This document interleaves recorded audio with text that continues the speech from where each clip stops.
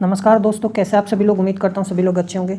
आज का topic nuclear physics में हमारे पास है mass defect and binding energy. तो आज हम मास डिफेक्ट और बाइंडिंग एनर्जी को कवर करेंगे, one of the crucial topics of nuclear physics. तो मास डिफेक्ट हम कवर करेंगे। मास डिफेक्ट को हम मास ऑफ न्यूक्लियस के टर्म्स में देखेंगे and where did mass has gone, whether it has disappeared और नॉट, ठीक है ना, how it gets converted into energy, वो सारी चीज़ हम देखेंगे। Interpretation of the missing mass को हम समझेंगे, ठीक है।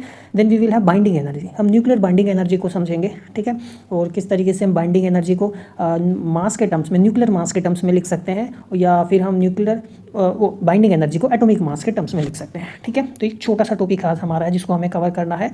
आपको कोई डाउट हो तो आप मुझे कमेंट बॉक्स में बता सकते हैं, ठीक है। तो देखो मास डिफेक्ट पढ़ते हैं सबसे पहले। तो कंसीडर कर लेते हैं, देखो मान लेते हैं मेरे पास ये न्यूक्लियोटाइड हो गया जिसका एटॉमिक नंबर ए हो गया, sorry mass number A, atomic number Z, ठीक है। तो नंबर ऑफ न्यूट्रॉन्स कितने होंगे, ए माइनस के जेड। मास मान लेते हैं, प्रोटॉन का मास कितना ले लेते हैं, एम पी, न्यूट्रॉन का मास क्या लेते हैं, एम एन, और इस जो न्यूक्लियस है, ठीक है ना, मैं न्यूक्लियस की बात कर रहा हूँ, तो न्यूक्लियस का मास मेरे पास क्या हो गया, ये हम, ठीक है, ये हमारे पास न्यूक्लियस का मास हो गया। समझ में आई बात। अब देखो जो मास हमने लिया है, these are the rest mass, ये क्या है, रेस्ट मास है, प्रोटॉन के, न्यूट्रॉन के, और न्यूक्लियस का क्या है, rest mass. Means the frame in which these particles are observe, ठीक है ना, these particles are at rest, ठीक है ना, ये पार्टिकल्स क्या है, रेस्ट में है, जिस फ्रेम इनको मेजर किया, फ्रेम ऑफ रेफरेंस में मेजर किया गया, तो ये रेस्ट मास हो गया इनका। समझ में आया। तो हमने देखो एक्सपेरिमेंटली क्या देखा है, एक्सपेरिमेंटल स्टडीज ये शो करती है जो मास होता है ना एक स्टेबल न्यूक्लियस का, वो हमेशा कम होता है, ठीक है ना, mass of its constituent nucleons. अब कहने का मतलब देखो सिंपली क्या है, ठीक है। अब मेरे पास जो न्यूक्लियस है, ठीक है ना, न्यूक्लियस जो है, ठीक है, उसका मास, यदि मैं टोटल न्यूक्लियस का मास लूँ, मतलब मास जो निकालो न्यूक्लियस का एक्सपेरिमेंटली, वो हमें कम मिलता है। किससे, यदि मेरे पास न्यूक्लियस के अंदर जो जो चीज़ें हैं, अब न्यूक्लियस के अंदर जेड प्रोटॉन है, तो एक प्रोटॉन का मास एमपी है, तो ये तो प्रोटॉन का मास आ गया टोटल, ठीक है, समझ में आई बात। और ये मेरे पास एन न्यूट्रॉन है, और ये मेरे पास न्यूट्रॉन का मास हो गया। समझ में आया। तो ऐसा कैसे हो सकता है कि जो जो न्यूक्लियस के पास है उन सभी को यदि मैं जोड़ दूं तो वो ज़्यादा आता है in comparison to the combined mass of the nucleus, ठीक है। तो ये मास गया कहाँ। अब देखो थोड़ा सा सिंपल लॉजिक लगाओ। आपने सपोज क्या बनाया है, कुछ सब्जी बनाई है, ठीक है, आप उसमें बहुत सारी चीज़ें डालते हो, एक्स डाला, वाई डाला, जेड चीज़ें डाला, ठीक है। मान लो ये 2 किलोग्राम है, ये 3 किलोग्राम है, ये 5 किलोग्राम है, तो आपको मिलना कितना चाहिए, ठीक है, आपको 10 किलोग्राम मिलना चाहिए, है ना। हाँ, मैं just for a simple example, कितना मिलना चाहिए, 10 किलोग्राम मिलना चाहिए। लेकिन न्यूक्लियस के केस में ऐसा नहीं होता, ये हमें क्या मिलता है, कम मिलता है। मान लीजिए सपोज 8 kg मिला, तो बाकी कहाँ गया, 2 kg हमारे पास कहाँ गया, उसी चीज़ को हमें समझना है, ठीक है। तो हमें, मैंने जैसे अभी क्या बताया, जो मास होता है न्यूक्लियस का, it is less than the individual masses. If हम इंडिविजुअल मासेस को क्या कर दे, कंबाइन कर दे, ठीक है। तो ये हमारे पास है, तो ये इसमें क्या है, कम आ गया मास में, तो इसी को हम क्या बोलते हैं, मास डिफेक्ट, यानी difference between the sum of the rest masses of constituent nucleons and the actual rest mass of the nucleus, ठीक है। समझ में आई बात। तो इसको क्या बोलते हैं, मास डिफेक्ट। तो हम क्या लिखेंगे हमारे पास, तो देखो ज़्यादा यही तो आता है हमारे पास इंडिविजुअल पार्टिकल्स को जोड़ने पर, ठीक है, और हम इसमें से न्यूक्लियस का मास घटा देंगे, तो ये मेरे पास क्या हो गया, मास डिफेक्ट इसको कहते हैं। क्यों है मास डिफेक्ट, वो मास कहाँ गया, उस चीज़ को हमें समझना है, ठीक है। अब क्या है रियलिटी में, अब देखो जो हमारे पास अब न्यूक्लियस जो है, न्यूक्लियस के अंदर क्या है, पार्टिकल्स, ठीक है, बाउंड स्टेट में है। किस में है, बाउंड स्टेट में है। पहले क्या थे पार्टिकल्स, पहले पार्टिकल्स क्या थे, फ्री थे, ठीक है, पहले पार्टिकल्स क्या थे, फ्री। अब बाद में वो जो पास में आए तो न्यूक्लियस बनाया उन्होंने, और वो क्या हो गए, बाउंड स्टेट में हो गए। तो बाउंड स्टेट में जो एनर्जी होती है ना, वो पार्टिकल की कम होती है, ठीक है। अब फ्री में क्या है, मास ज़्यादा है, बाउंड स्टेट में मास क्या है, कम है पार्टिकल्स का। तो वो मास एक्चुअली में क्या आ गया, that mass has been converted into energy, है ना, and that mass has been converted into energy and helps in binding the particle. समझ में आई चीज़ें, मैंने क्या कहा भाई, ये टर्म तो ये ज़्यादा है, ठीक है, ये क्या है, कम है, तो मास डिफेक्ट तो हमेशा ज़्यादा आएगा। तो जो न्यूक्लियस है वो हल्का है, लाइटर है। आप देखो न्यूक्लियस क्या है, लाइटर है इसके कंस्टिट्यूएंट से। इसका मतलब ये नहीं कि भाई मास डिसअपियर हो गया, है ना, मतलब कहीं नहीं गया, दैट मास हैजंट डिसअपियर। तो actually by mass energy equivalence that mass has been converted into energy. वो मास जो मास डिफेक्ट है ना, वो मास किस में कन्वर्ट हो गया, एनर्जी में, and that energy is responsible for the bound state of the particles. समझ में आया, and that energy is helping in binding the particles. समझ में आई चीज़ें।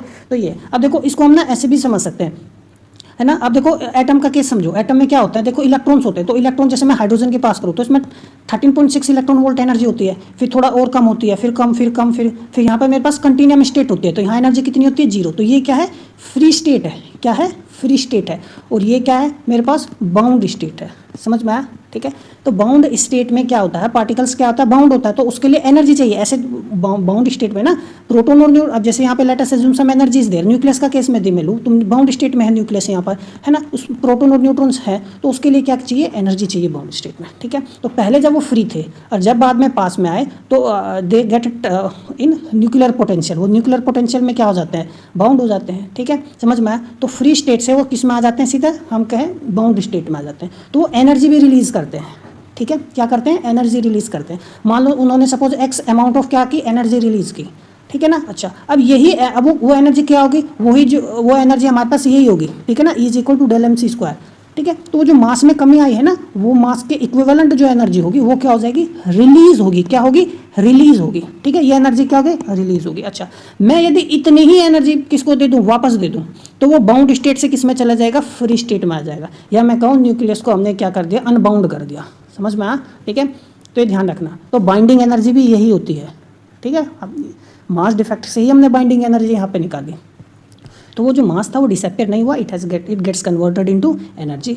समझ में आया? It corresponds to the energy radiated away as a gamma radiation when free nucleons come together to form a nucleus. तो पहले न्यूक्लियंस क्या थे, फ्री स्टेट में थे। ठीक है, समझ में आई बात? अब वो क्या हो गए, यहाँ बाउंड स्टेट में न्यूक्लियंस आ गए, यानी क्या बन गया मेरे पास, न्यूक्लियस बन गया। समझ में आया? ठीक है, तो उस मास में क्या है, अब न्यूक्लियस में इस केस में क्या है, मास में मास क्या है मेरे पास, लेस है। ठीक है, यहाँ मास क्या है, लार्ज है। तो वो जो मास हमारे पास लेस हो गया। ठीक है ना, कितना डिफेक्ट आया, डेल एम, तो उसके को अब वो डेल एम जो मास में डिफेक्ट आया है, it is due to it particles has come closer आ गए ना, तो due to strong nuclear forces वो बाउंड हो गया, एनर्जी नेगेटिव हो गई, और इतनी एनर्जी रिलीज भी होती है। ठीक है, और यदि मैं इतनी एनर्जी दूँ वो फिर से फ्री स्टेट में चले जाएंगे। ठीक है, तो ये है, तो जो ये जो एक्सेस एनर्जी है इट गेट्स रेडिएटेड अवे, जो एनर्जी है फ्री स्टेट से जब वो न्यूक्लियस बनते में आता है तो वो रेडिएट हो जाती है। तो nucleons occupy bound state with in their nuclear potential well created by strong nuclear forces. The total energy of the bound nucleus is lower than the total energy of separated nucleons. ये ओबीवियस से मैंने जैसे atom के भी example बताया था, तो free state में तो ऑलमोस्ट उनका एनर्जी बहुत कम होगा, ऑलमोस्ट जीरो होगा। बाउंड स्टेट में एनर्जी क्या होगा, ठीक है, ये बाउंड स्टेट हो गई मेरे पास, बाउंड स्टेट में एनर्जी क्या होगा, नेगेटिव होगा। ठीक है, समझ में आई बात? पहले फ्री थे फिर वो बाउंड स्टेट में आ गए। ठीक है, because energy has permanently left the system, तो कितना energy, del m c square, तो जो रेस्ट मास है न्यूक्लियस का वो कोरस्पॉन्डिंगली स्मॉलर होगा। ठीक है, अब कुछ उसमें टर्म्स में इसको हम दूसरे शब्दों में ऐसे बोल देते हैं, ध्यान से समझना। तो जो न्यूक्लियस है ना उसका मास क्या है, कम है ना, कॉन्स्टिट्यूएंट से उसके, तो इसका मतलब वो मास बाकी कहाँ गया, तो वो मास एक्चुअली फ्री स्टेट वो न्यूक्लियस को बाउंड, न्यूक्लियस के अंदर जो प्रोटॉन्स और न्यूट्रॉन्स है ना उनको बाइंड करने में इस्तेमाल हो गया। ठीक है, इसको हम ऐसे बोलते हैं। समझ में आया? ठीक है, कोई डाउट हो तो आप मुझे कमेंट बॉक्स में पूछ सकते हैं। अब मैं देखो बेस्ट एग्जांपल दूँ, जब प्रोटॉन और न्यूट्रॉन होते हैं वो फ्री स्टेट में होते हैं, तो जब आप उनको कंबाइन करके क्या बनाते हैं, हम ड्यूटेरियम हम बनाते हैं, वो तो गामा रेडिएशंस निकलती हैं। ठीक है, कुछ एनर्जी रिलीज होगी। तो पहले क्या थे, फ्री स्टेट में थे, फिर बाउंड स्टेट में आ गए। ठीक है, तो कुछ एनर्जी क्या होगी, रिलीज होगी। तो जब एनर्जी रिलीज होगी तो यहाँ पर एनर्जी क्या है, बाउंड स्टेट में लेस रहेगी, क्योंकि कुछ एनर्जी रिलीज हो गई। तो बाउंड स्टेट में जब कुछ एनर्जी लेस रहेगी तो उसके कोरस्पॉन्डिंग जो मास होगा पार्टी, तो मतलब मास भी तो फिर न्यूक्लियस का क्या हो जाएगा, कम हो जाएगा। ये एक एक्सप्लेनेशन है। बात करते हैं हम न्यूक्लियर बाइंडिंग एनर्जी, है ना। तो nuclear binding energy is defined as the minimum energy required to completely disassemble the nucleus into its constituent free nucleons at rest, है ना। समझ में आई बात? या हम अब मेरे पास न्यूक्लियस हो गया, इसमें प्रोटॉन्स है न्यूट्रॉन्स है बहुत सारे। ठीक है, अब मेरे को डिसेंबल करना है तो कितनी एनर्जी चाहिए होगी, वही मेरे पास क्या हो जाएगा, बाइंडिंग न्यूक्लियर बाइंडिंग एनर्जी हो जाएगी। या दूसरे शब्दों में के energy released when Z free protons and free neutrons come together to form the nucleus. ठीक है, अब देखो पहले क्या था, फ्री स्टेट में था, अब क्या आ गया, बाउंड स्टेट में आ गया। ठीक है, बाउंड स्टेट में एनर्जी क्या होती है, लेस होती है। तो पहले फ्री स्टेट में था, अब जैसे मैंने एग्जांपल दिया था, प्रोटॉन और न्यूट्रॉन जो होते हैं पहले फ्री थे, फिर बाउंड होकर क्या बने, ड्यूटेरियम बना, और क्या एनर्जी, गामा रेडिएशंस निकाला। तो पहले फ्री थे फिर बाउंड स्टेट में आ गए। ठीक है, तो मेरे पास क्या निकली, गामा रेडिएशंस निकली, एनर्जी क्या निकली। ठीक है, तो कितनी एनर्जी निकलेगी, del m c square energy निकलेगी, क्योंकि बाउंड स्टेट में एनर्जी रिलीज हो गई, मास क्या हो जाएगा, कम। तो न्यूक्लियस का मास कम होता है उसके कंस्टिट्यूएंट्स से। ठीक है, अब इतनी एनर्जी रिलीज होगी। अच्छा, अब वो क्या बन गया, बाउंड। अब मैं यदि इतनी ही एनर्जी दे दूँ, समझ में, तो वो फिर से क्या हो जाएंगे, फ्री हो जाएंगे। ठीक है, तो वो ये कि जितनी एनर्जी रिलीज हुई थी ना, है ना, व्हेन दे बिकेम बाउंड, उसके इक्विवेलेंट ही क्या है, बाइंडिंग एनर्जी भी है। ठीक है। तो ये तो bye mass energy equivalence binding energy को हम क्या लिख सकते हैं, डेल mc²। तो ये है। तो काफ़ी बुक्स में देखो बाइंडिंग एनर्जी को बी से लिखते हैं, अब बी डॉट टी से भी लिख सकते हैं, इट डिपेंड्स, ठीक है ना। This is nothing just denotation. तो हमने हमारे पास ये क्या हो गया, मास डिफेक्ट हो गया इनटू में c²। ए माइनस जेड की जगह आप सिंपली कैपिटल एन भी लिख सकते हो, नंबर ऑफ न्यूट्रॉन्स। समझ में आया। अच्छा, अब देखो जनरली क्या होता है, न्यूक्लियस जो होता है ना, न्यूक्लियर मास हम रियली मतलब मेजर करते हैं डायरेक्टली। तो बेसिकली हमारे पास एटॉमिक मास होता है। क्या होता है, एटॉमिक मास होता है, एटम का मास होता है, ठीक है। तो हम अपने मास डिफेक्ट को ना एटम के मास के टर्म्स में लिखेंगे। आप न्यूमेरिकल्स वगैरह भी सोल्व करोगे तो यदि न्यूक्लियस के टर्म्स में दे रखा है तो आप ये फॉर्मूला इस्तेमाल कर लो। यदि एटॉमिक मास दे रखा है, एटम के मास के टर्म्स में दे रखा है, ठीक है ना, मास ऑफ एटम दे रखा है, न्यूक्लियस का मास नहीं दे रखा, तो हम एटॉमिक मास के टर्म्स से निकालते हैं, ठीक है। समझ में। अब देखो इसको कैसे हम कर सकते हैं। तो दो तरीके हैं इसके, क्या है, दो तरीके, ठीक है। अब दो तरीके कैसे, अब ध्यान से समझो। मैंने ना, अब देखो पहला तरीके में हमने क्या जाना, एक तो हमारे पास बाइंडिंग एनर्जी क्या है, डेल mc² ये है। तो हमारे पास जेड प्रोटॉन थे, एन न्यूट्रॉन हो गए, ठीक है, और उसमें से न्यूक्लियस का मास हमने सबट्रैक्ट कर दिया, तो ये मेरे पास मास डिफेक्ट आ गया। अब देखो ये तो मेरे पास किसके लिए है, न्यूक्लियस के लिए है ना। अब यदि मैं एटॉमिक मास की बात करूं, किसकी बात करता हूं, एटॉमिक मास की, ठीक है। तो देखो मैं शॉर्ट तरीका बता रहा हूं ताकि एग्जाम में आपको फॉर्मूला याद रखने में आसानी हो। तो उस केस में देखो क्या करेंगे हम, उस केस में हमारे पास क्या होगा, देखो एटम के पास क्या होता है, एटम में, ठीक है। तो एटम में हमारे पास जेड प्रोटॉन होते हैं पूरे एटम में, समझ में आया, और इलेक्ट्रॉन भी जेड ही होते हैं, तो इलेक्ट्रॉन का मास हमने ले लिया, समझ में आया। न्यूट्रॉन्स भी होते हैं तो हमने न्यूट्रॉन्स का मास भी ले लिया, समझ में आया, ठीक है। और हम किसका मास, पूरे एटम का मास घटा देंगे, तो ये हमने यहाँ पर क्या कर दिया, अब एटम का मास घटा दिया, ठीक है। तो वो ये सही सेम चीज़ वही तो आ गई है ना। कहने का मतलब ये है, मास डिफेक्ट का भाई जो एटम का जो टोटल मास होगा वो लेस होगा किस, उसके कॉन्स्टिट्यूएंट से। तो उसके कॉन्स्टिट्यूएंट्स में क्या, उसमें प्रोटॉन्स भी होते हैं, इलेक्ट्रॉन्स भी होते हैं, न्यूट्रॉन्स होते हैं। भाई ये तीन ही चीज़ तो होती है एटम के अंदर, प्रोटॉन होते हैं, न्यूट्रॉन होते हैं, इलेक्ट्रॉन होते हैं, पार्टिकल्स। समझ में, ओवरऑल की मैं बात कर रहा हूँ। तो ये कंबाइंड मास जो है, मतलब ये पूरा जो ऑब्जर्व्ड मास है उससे कम आएगा, ठीक है। समझ में आया, ये ज़्यादा है तो इसी में से मैंने क्या कर दिया, घटा दिया इसको, ठीक है। तो ये आ गया। आप इसको और कैसे लिख सकते हो, देखो यदि मैं जेड कॉमन ले लेता हूँ यहाँ से, तो मेरे पास मास ऑफ प्रोटॉन, ठीक है, और ये मास ऑफ इलेक्ट्रॉन आ जाएगा, है ना। मास ऑफ प्रोटॉन प्लस के मास ऑफ इलेक्ट्रॉन आ जाएगा, बस कुछ नहीं है। अब हम इसको ये लिख सकते हैं ऐसे, ठीक है, ये आ गया। या मैं लिखा हूँ इसको, ये प्रोटॉन और इलेक्ट्रॉन क्या हमारे पास, हाइड्रोजन, मास ऑफ हाइड्रोजन लिख लिया मैंने इसको। तो ऐसे लिख लेते हैं, ठीक है। ये एटम की मास के टर्म्स में आ गया, समझ में आई बात, कि ये atomic mass of hydrogen, mass of neutron, atomic mass जो भी है हमें एटम देगा निकालने के लिए। तो एक तरीका सिंपली ये है। दूसरा तरीके से देखो हम इसको कैसे करते हैं, ध्यान रखना। अब देखो भाई एटम की अब हम बात करें तो हमें एटम में यदि बात करें तो electrons are bound to the nucleus by electrostatic force, है ना। बाउंड न्यूक्लियस से कौन बाउंड है, ये हमारे पास न्यूक्लियस होगा और उसके चारों तरफ क्या होगा, इलेक्ट्रॉन्स होंगे, ठीक है।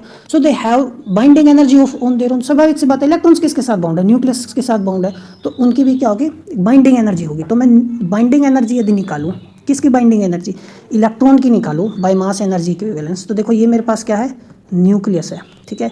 ये क्या है मेरे पास, इलेक्ट्रॉन, और ये पूरा टोटल क्या है मेरे पास, एटम है, ठीक है। ये दो चीज़ें मैंने ली, तो मैं सिंपली क्या करूँगा, न्यूक्लियस का मास लूँगा, ले लिया, फिर इलेक्ट्रॉन है मेरे पास, इलेक्ट्रॉन का मास लूँगा, ले लिया, समझ में आया। फिर पूरे एटम के मास में से मैं घटा दूंगा, ठीक है। तो ये सिंपली हमने लिया। तो ये बाइंडिंग एनर्जी किसकी आ गई, इलेक्ट्रॉन की मेरे पास बाइंडिंग एनर्जी आ गई, ठीक है। ये एटॉमिक मास हो गया एटम का। अब देखो जो बाइंडिंग एनर्जी होती है ना इलेक्ट्रॉन्स की, वो रफली इलेक्ट्रॉन वोल्ट के आसपास होती है, ठीक है। मैंने प्रीवियस लेक्चर में भी बताया था, ये may be in second lecture, जो हमारे पास इलेक्ट्रॉनिक ट्रांजिशंस होते हैं, है ना, इलेक्ट्रॉनिक लेवल्स में एनर्जी इन्वॉल्व होती है, जनरली इलेक्ट्रॉन वोल्ट में होती है। और जो न्यूक्लियर फिनोमिना होता है उसमें एनर्जी मेगा इलेक्ट्रॉन वोल्ट में होती है। तो इलेक्ट्रॉन वोल्ट में एनर्जी बहुत कम है, ठीक है ना, क्योंकि मेगा इलेक्ट्रॉन वोल्ट में। तो देखो ये कितना हो गया मेगा इलेक्ट्रॉन वोल्ट की, यदि मैं कंपेरिजन की बात करूँ तो ये 10⁶ हो गया, समझ में आया, ठीक है। देखो 10⁶ ज़्यादा है इससे, तो 10⁶ ज़्यादा है तो बहुत ज़्यादा हो गया, ठीक है। इवन 1000 के किलो इलेक्ट्रॉन वोल्ट से भी आप कंपैरिजन यदि करो, ठीक है ना, समझ में आई बात। यदि आप किलो इलेक्ट्रॉन वोल्ट से भी कंपैरिजन करो मेगा इलेक्ट्रॉन वोल्ट की, तो ये कितना है मेरे पास, ये लगभग कितना 10⁻³ इलेक्ट्रॉन वोल्ट ही आएगा, समझ में, 10⁻³ मेगा इलेक्ट्रॉन वोल्ट। तो अब भी देखो कितनी ज़्यादा है, तो काफ़ी ज़्यादा होती है। तो इसलिए क्या करते हैं हम, बाइंडिंग एनर्जी जो है ना इलेक्ट्रॉन की, उसको अप्रोक्सीमेट ले लेते हैं, ठीक है, और अप्रोक्सीमेट इक्वल टू 0।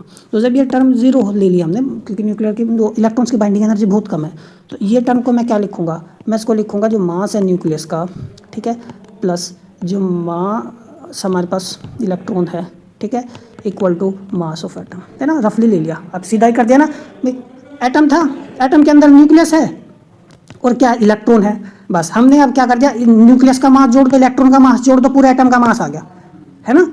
तो बाइंडिंग एनर्जी हमने ली नहीं, ये सिंपल लॉजिक है। न्यूक्लियस का मास जोड़ा, ये आ गया, इलेक्ट्रॉन्स का मास जोड़ा, ये आ गया, और ये फिर इक्वल कर दिया एटम के मास के। ठीक है, समझ में आई बात। अब हम अपनी इस टर्म को रख सकते हैं फॉर्मूले में। किस फॉर्मूले में? ठीक है, जो हमने न्यूक्लियस के लिए निकाला था, एटम मास डिफेक्ट। तो हमने हमारे पास ये था, ठीक है, मास ऑफ न्यूक्लियस। यहाँ हमारे पास मास ऑफ न्यूक्लियस आता है। ठीक है, तो हम निकाल सकते हैं। अब देखो, तो मास ऑफ न्यूक्लियस जो है मैं रख सकता हूँ, ये इधर चला जाएगा, है ना। तो मास ऑफ एटम माइनस के ZMe, ये प्लस हो गया, ठीक है, C², ये Z। ठीक है, अब देखो mass of proton plus mass of electron जोड़ देंगे तो मास ऑफ मेरे पास हाइड्रोजन एटम आ गया, है ना। समझ में आई बात। और ये मास ऑफ एटम, तो ये सिंपली आ गया। तो एक तरीका ये भी है करने का, बात दोनों एक ही है। ठीक है, तो ये मेरे पास क्या आ गया, बाइंडिंग एनर्जी आ गई in terms of atomic mass. ठीक है, तो देखो ये हमने यहाँ पर सिंपली क्या कर दिया, मास ऑफ हाइड्रोजन एटम लिया है, इट इज़ रफली 1.007825 एटॉमिक मास यूनिट। तो बाइंडिंग एनर्जी को हमने ऐसे लिखा। ठीक है, तो हाइड्रोजन एटम, न्यूट्रॉन और ये एटम। ठीक है, तो ये ध्यान रखना, काफ़ी इंपॉर्टेंट है। अब मासेस जो जनरली गिवन होगी ना आपको, वो एटॉमिक मास यूनिट में ही होगी। ठीक है, तो हमारे पास जो है एटॉमिक मास Δmc² है, तो ये एटॉमिक मास यूनिट में देगा आपको। तो हम क्या करेंगे, एनर्जी में यदि पूछे उसके एनर्जी हम उसमें लेंगे, तो ΔM, यदि कहने का मतलब है एटॉमिक मास यूनिट में यदि मासेस दे रखे हैं, तो उसमें हम यदि 931.5 की मल्टीप्लाई कर देंगे तो हमें मेगा इलेक्ट्रॉन वोल्ट में क्या मिल जाएगी, एनर्जी मिल जाएगी। ठीक है, समझ में आया। ये मैंने आपको बताया भी था, 1 atomic mass unit is equivalent to 931.5 mega electron volt, या 931 भी ले लेते हैं हम। ठीक है, रफली। तो ध्यान रखना, कब इस्तेमाल करेंगे, when this mass is given in atomic mass unit. ठीक है, एटॉमिक मास यूनिट में नहीं दे रखा, किलोग्राम में दे रखा, ये भी किलोग्राम में, ये भी किलोग्राम में, तो फिर C को हम क्या लिखेंगे, 3 × 10⁸ मीटर पर सेकेंड स्क्वायर। समझ में, मीटर -1। ठीक है, समझ में आई बात। तो ये है, तो ये हमारे पास मास डिफेक्ट हो गया एटॉमिक मास यूनिट में, है ना। तो ये छोटा सा टॉपिक था, उम्मीद करता हूँ आपको समझ में आया होगा। मिलते हैं अगले लेक्चर में, तब तक पढ़ते रहिए। नमस्कार।